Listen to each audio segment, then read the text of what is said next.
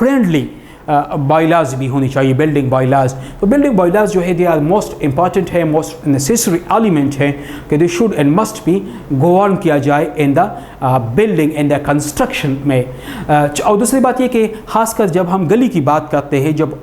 सामने से लोगों की एक्सेस की बात करते हैं, एक तो मेन रोड्स हैं जहाँ से आप बाई रोड आप ट्रांसपोर्ट के ज़रिए से वहाँ से आपकी कम्युनिकेशन हो विद नियर बाई सिटीज़ या नियर बाई जो सेंटर हैं,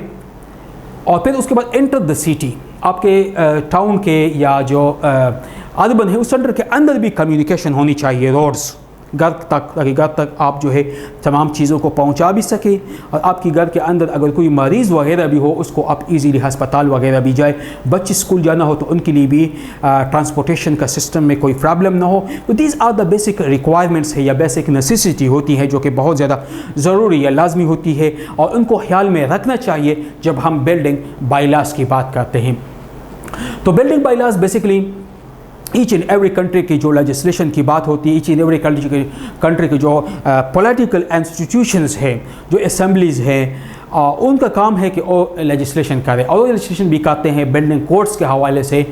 कसीरुल मंजिला इमारत पे बाद सिटीज़ में पाबंदी होती है, बाद सिटी में दे अलाउ अब इनकी स्पेसिफिक हाइट और पहले से करते हैं, फिक्स करते हैं कि इतनी हाइट्स तक हम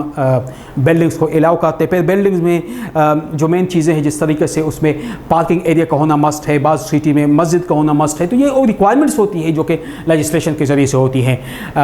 तो आज का हमारा लेक्चर था about the importance of the bylaws के इम्पोर्टेंस के हवाले से, बिल्डिंग बायलाज के इम्पोर्टेंस के हवाले से फॉर द फ्यूचर। उम्मीद है आपको पसंद आई होगी। थैंक यू, अल्लाह हाफिज़।